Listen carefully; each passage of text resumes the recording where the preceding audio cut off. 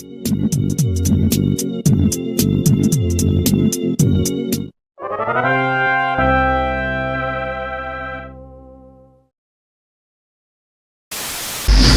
over Mars. Take a trek through a prehistoric jungle. Tour a house that has not yet been built. It's called virtual reality.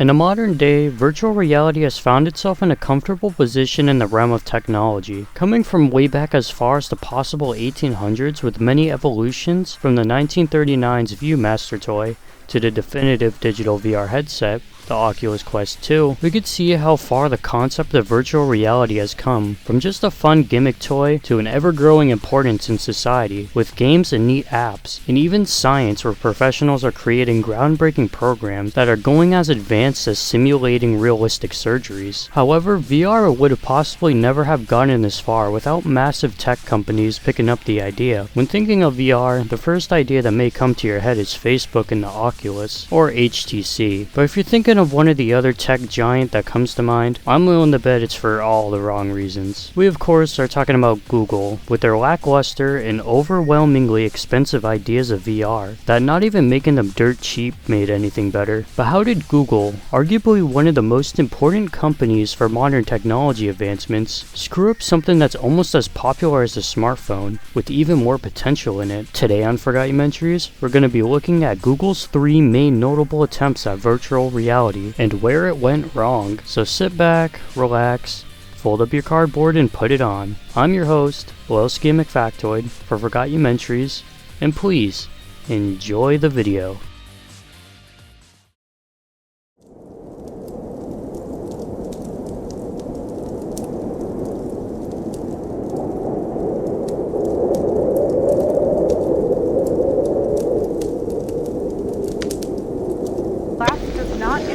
Attractiveness to the opposite sex. Oh, these? No, these don't have X-ray vision.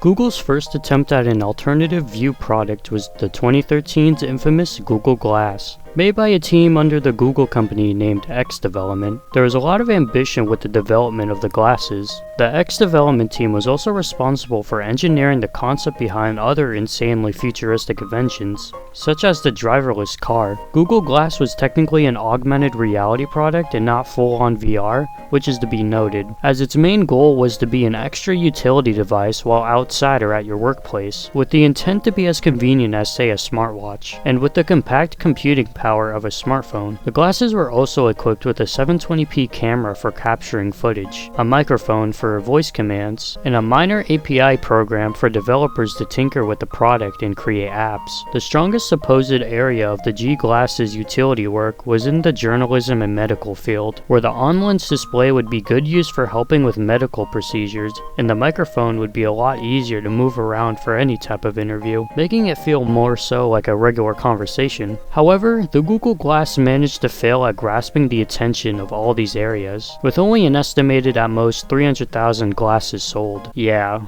Google didn't even want to announce their sales. So let's look at the reasons for this. One of the biggest factors of selling a product is, of course, how much you will be selling it for. In many cases, your pricing will decide the success of your business and profits. Selling too low and you're missing out on extra money, but sell too high and you might not even be making that money at all. Historically, when it comes to new groundbreaking tech, it ain't gonna be cheap, but for a good reason. It makes consumers feel as they're buying into the future. But Google, they set the price to $1,500.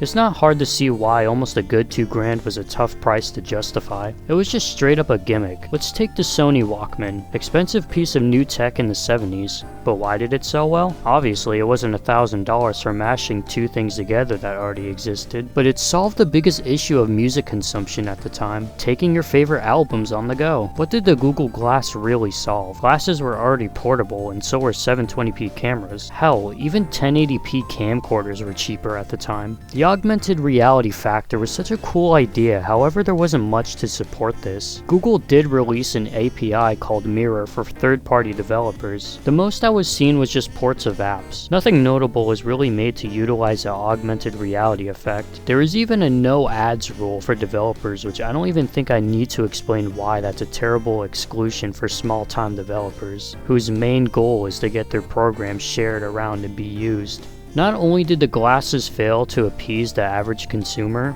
but also the developers, who were the most crucial part of giving reason to the product. Imagine if the Google Play or App Store was only first-party apps. It defeats most of the reasons to even want a smartphone. Now imagine if smartphones were banned in Russia and Ukraine for being glorified and expensive spy gear toys from the back of the Walmart toys aisle. Russia and Ukraine officially banned the Google Glass for its camera and microphone attachments in public areas due to be considered a spying tool, automatically cutting the Google Glass from most of the post-Soviet market. Not only that, but it was banned in the UK regarding its law banning the usage of not having monitors on your head or around the face. It even got a UK man sent to court over wearing it while he was driving, but no charges were ever pressed. However, the worst part about having the Google Glass was the fact that users were being called glass holes. Imagine spending 1.5k on a real-life scouter and some kid walks up to you and calls you a glass hole. It really did look that stupid to wear, honestly. The Google Glass was honestly a pretty cool idea, trying to bring an augmented world mixed with everyday life. But the problem was that it was just too ahead of its time. The technology was just too expensive, and I doubt Google really knew how to take full advantage of it yet, and neither did the average person. Fortunately for the idea, it was never permanently scrapped. In September of 2021, the Ray-Ban Stories were released, which were sunglasses with a camera on them. As recently as 2022, the Google Glass has made a comeback with the Google Glass 2. On a promotion video, it's shown to have new functions like a lifetime translator, which makes the language barrier so much weaker for travelers and tourists. The price of the new pair is $500 cheaper than its predecessor, which is a step in the right direction, but it's still just expensive. Even the Ray-Bans were $350 at the cheapest. So even before it was considered a failed, expensive, augmented pair of glasses, Google had another project releasing around the same time that was the complete opposite, being a cheap pair of virtual reality goggles. So how could the complete opposite of this failure also be considered a flop?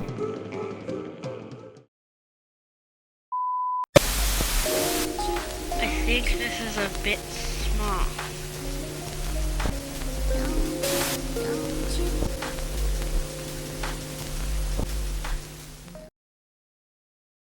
It was made out of cardboard. Don't get me wrong, Google Cardboard was far from the biggest Google disaster ever, but was it necessarily good? Before I get into this argument, allow me to explain the history of this odd product design choice. Announced at a 2014 Google Developer Conference, the Google Cardboard was handed out to all people who were there to try out, but it wasn't officially released until June 25th, 2014 to the public. The product was a piece of cardboard with different bend marks that would shape into a VR headset with assembly. Once it was constructed, you simply slid your phone into it and loaded up any mobile VR program you wanted, from videos to games. The point of the cardboard device was to push VR further in popularity and make it a main staple of future technology. Likewise, what the Google Glass was trying to do, but the cardboard did this directly. Once again, it was cheap, only being $10. It allowed the opportunity for anyone to enter the ever-growing virtual realm. This time around, Google really pushed for third-party support with their Google Cardboard app, which was a free downloadable VR app store where developers could create and upload their own apps. Not only that, there are some little collaborations like with Volvo for an immersive car ride app. On March 3rd, 2021, the Google Cardboard was officially discontinued, and it sold a little over 15 million units in its 7-year run. Now back to the main question. Was this piece of cardboard really a flop? 15 million units selling in anything is more than just pretty successful, but at the same time this is a multi-billion-dollar tech company we're talking about. Keep in mind that there are over 1.8 billion active Gmail accounts, and just look at the views on most of the Vivo songs on YouTube. Google already has a lot under their belt, especially in their strong suit in software rather than physical products. through Google Trends, the traction really fell off after 2017. I hate to just slap on a Google Trends image and use it as my main point, but it all makes sense. The cardboard wasn't the only phone VR headset on the market, even as cheap as in places like 5 and below, without even having to address the elephant in the room, that once again, it was made out of cardboard. A common complaint was that it just felt too cheap and uncomfortable, as well as having heat problems due to the heat generated from the smartphone. The cardboard was the first real attempt at a phone VR, but later on it just had so much competition with products that were just on its level that were made just as cheaply. The Google Cardboard app currently has over 10 million downloads on the Google Play Store, but this doesn't mean that all of them are solely cardboard users. Putting two and two together, it's not wrong at all to say that the biggest software company in the world really didn't want to keep holding on to a phone VR gimmick, but the impact from it is a very important one. It's generally accepted that the headset was a big influence of VR reaching where it is in the general audience of tech users. Despite its controversial design, it was fun for a general audience. A gaming toy to get the kids that's just the same price as any other toy, and for an older audience who just liked experiencing things in VR. It allowed anyone to really experiment with it however they wanted without having to put too much effort into considering if it was worth the money. The Google Cardboard was nowhere close to a failure, but I feel there's still a bad stigma for it in retrospect due to just how absurd the concept was, especially after the Nintendo Labo sucked and was priced 4 times the amount. It could really make it look like a lazy cash grab looking on the outside. I'm sure Google saw it as a success as well, however. It was even used to help save a baby's life, where it was used to lay out a design of the child's heart when the hospital's 3D printer broke. Its legacy continued on within the company, but the continued thought of success in virtual reality for the company wasn't much more than just a daydream moving on. And as I always say, if it's not broke, don't fix it.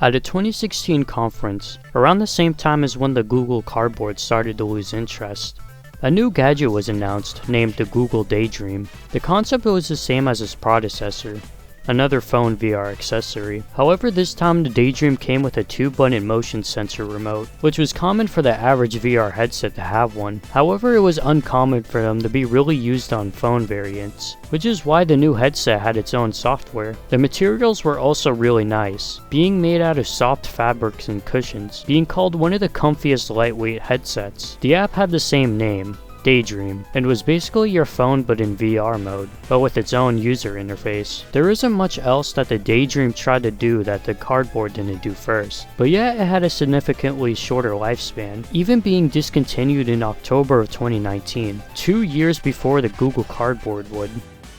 What could be said as the main factor of Google once again missing the target audience is the pricing, being retailed at $80 at launch. Once again, there was just too much competition around to be trying to sell a phone headset, especially when they already had another one that was 8 times cheaper. Another problem was once again, like the Google Glass, there was barely any third-party support, and really most apps that were normally usable on your phone were just not usable on the app. Nobody really wanted to make apps for something that was barely heard of either, especially when they could have just developed and marketed towards the Cardboard. Other than that, it was really just trying to be a premium type of headset compared to the Cardboard. It just seems like a 1 step forward, 2 steps back scenario. I really wish I had more to say about it, but it was just super forgettable, and I literally didn't even know it existed until I searched for failed Google VR products. The Daydream would also be the last time we really see Google try to create a new type of VR headset to this day. However, the Daydream engine is still being used for other headsets such as Lenovo's Mirage Solo.